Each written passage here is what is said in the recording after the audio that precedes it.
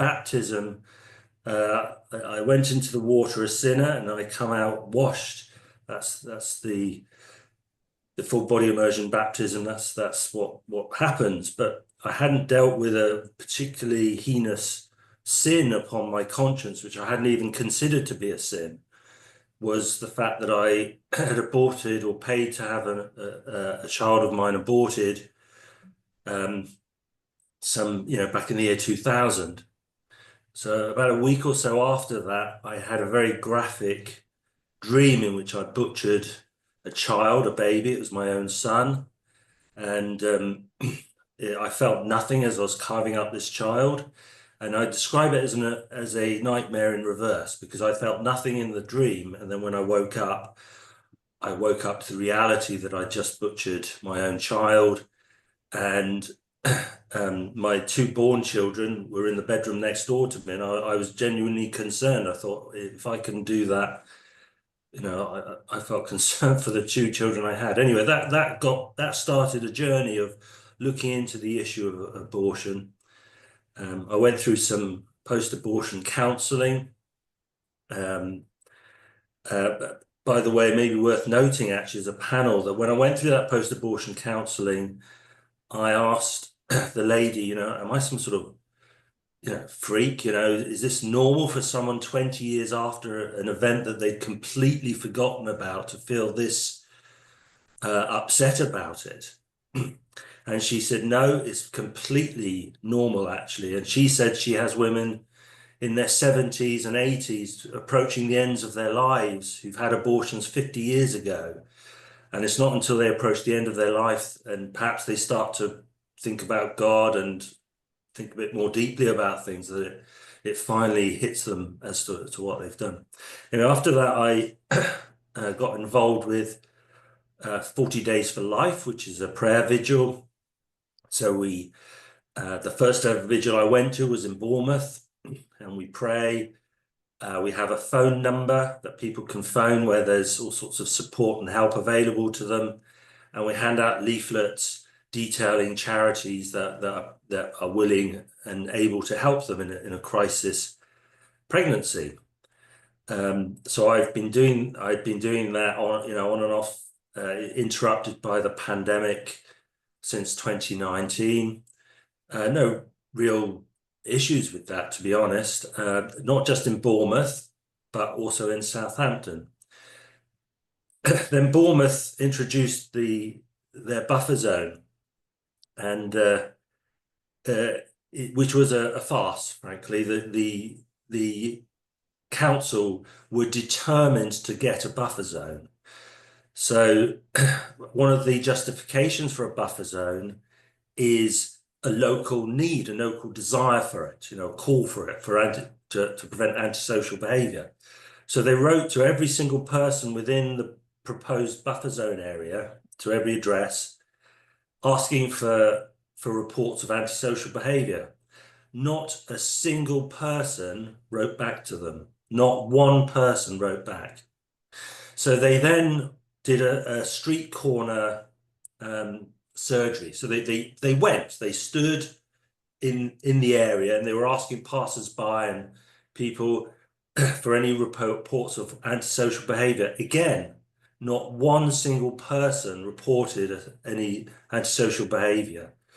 This is all in the council report, by the way, if anyone wants to look for that, just to cross-reference and check that I'm not exaggerating. So what they did is they said, okay, what we'll do is we'll classify clinic users as temporary residents. When they did that, they could then use the reports that had been gathered by the clinic.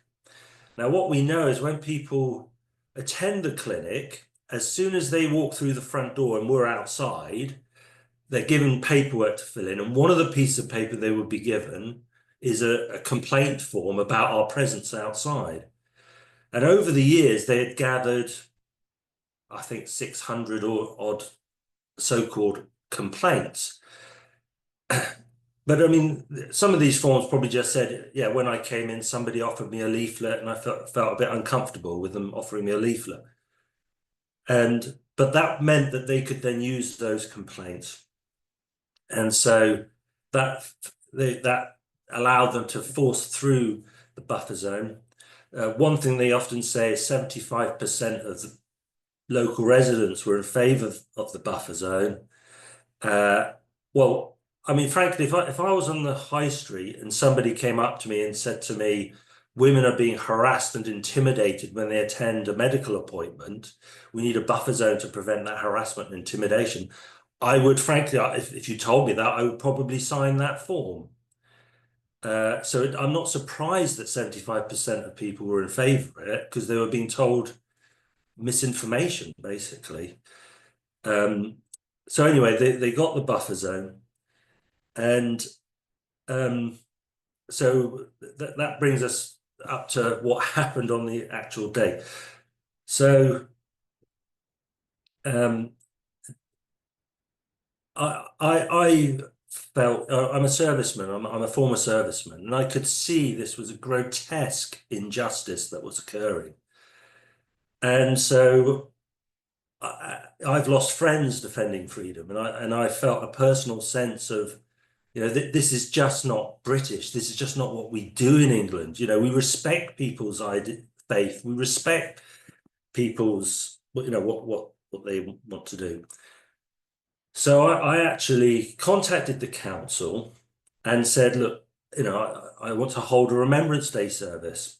I forget the exact dates, but the buffer zone was introduced at the end of October. And so the 11th of the 11th at 11 o'clock, I've always respected the 2-minute silence. And so I initially contacted them saying, look, this is outrageous what you're doing here. You're basically going to make it a crime for Jehovah's Witnesses to deliver leaflets, for for people to preach the gospel, in that area. That's outrageous. To which they denied that and said, no, of course not. It's not to prevent that. So I thought, oh, well, great then. Okay, so I can remember my fallen friends on Remembrance Sunday. And they said, yes, you can. And I thought, maybe I'm overreacting, maybe I'm overreacting to this buffer zone. And we went, and it went fine, actually, to the credit of Bournemouth Council and Dorset Police. We went, we did a 2 minute silence, remembering personal friends as well as all the fallen. On the 11th of the 11th, the police were there. They observed the entire thing. They were polite, no issue whatsoever. So I thought, great. And then I thought, well, okay, well, you can pray in this zone. That's great. So I then I then wrote to the council and said, well, I'm pleased, I was worried. And so just to let you know, I'm going to be going back. I won't be repeating the same exercise. It will only be me. By the way, there was probably about 6 or 7 of us at that Remembrance Day service. So I contacted the police, and as I always do, the 40 Days for Life. This wasn't a 40 Days for Life, by the way. This was just me acting independently. But I always let the police know what we're doing. And I thought what was particularly important in this buffer zone. So I let them know that I would be praying for my son silently. I wouldn't approach anyone. I wouldn't interact with anyone. I would have my back to the clinic. I would be out of view from the clinic. And I went, and they didn't say I couldn't do it. So I went back and I did that. And someone from the clinic came up to me and asked me what I was doing. And when I was there, I said I was praying. They said, you can't do that here. And I said, well, I can. And then she went off. And then they called the police. The police attended. And I had a conversation with the police. And Dorset Police, the police officer, you may have seen the clip, said to me, this is England. You can do that. I have a great respect for the police. I'm a physiotherapist. I've treated a lot of police officers. And to my mind, that was the appropriate response, because I wasn't interfering with anyone, didn't block the path. You I wasn't completely blocked from view because obviously someone did see me, but I was certainly obscured from view by the clinic. Um, and this police officer's judgment was, this is England, you can do that. When he left, he said, and if you change your behaviour, then the council can deal with this slow time. And I knew I didn't change my behaviour. I just carried on my prayer and then left. Then I went back the following week, and it was the following week where the goalposts moved significantly. So the following week I went, and in fact, before I even got there, when I got out my car, I saw there were a couple of council officers. So they weren't police officers. They were, I suppose you would describe them as a bit like traffic wardens. They have certain powers. They don't have the power to arrest, but they do have certain powers. And within the context of the buffer zone, they have the power to ask you to leave the zone. So anyway, they were already there when I got there. Anyway, I went and I stood where I'd been the previous week, where I'd been what I considered to be given an assurance that what I was doing wasn't illegal. And I was there for about 3 or 4 minutes when the officers approached me, and this is the clip that many people may have seen. And they were very polite. They came around the corner and they said, "Excuse me, sir, can I ask what you're doing?" I said I was praying. And then remarkably, they asked me, "Can I ask what is the nature of your prayer?" Literally probing into my mind as to what it was I was praying about. And it was my answer to that question that's got me into the situation I find myself now, really. I said I was praying for my deceased son, and they knew from previous correspondence with the council that my son had died in an abortion, and so they considered that sufficient to ask me to move. But I don't believe that prayer can be considered a crime, certainly not silent prayer. I mean, if you're praying in the middle of the road, blocking the street, that's a crime, but it's not the prayer that's the crime, it's the blocking of the street, isn't it? If I pray and I'm throwing holy water at somebody, again, it's not the prayer that's the crime, it's the throwing of the holy water at somebody, which is a form of assault, I suppose. But yeah, so they asked me to move, and I said, well, I'm not. If anyone saw me here, they would think that I was simply waiting for a taxi. And I pointed out to them other people walking through the area and sort of walking their dogs, but no, it was me that they had the issue with. So I didn't move. I refused to move. They don't have the power to arrest, so they couldn't arrest me. Thankfully, they couldn't arrest me, and they went off. They warned me. They gave me like a warning letter, or not quite sure what you'd call it, but they gave me a piece of paper with some writing on it. And after that incident, I received a fixed penalty notice for £100. I initially thought it had been issued in error. I wrote to them saying, I think you made some kind of clerical error here. But they hadn't, and they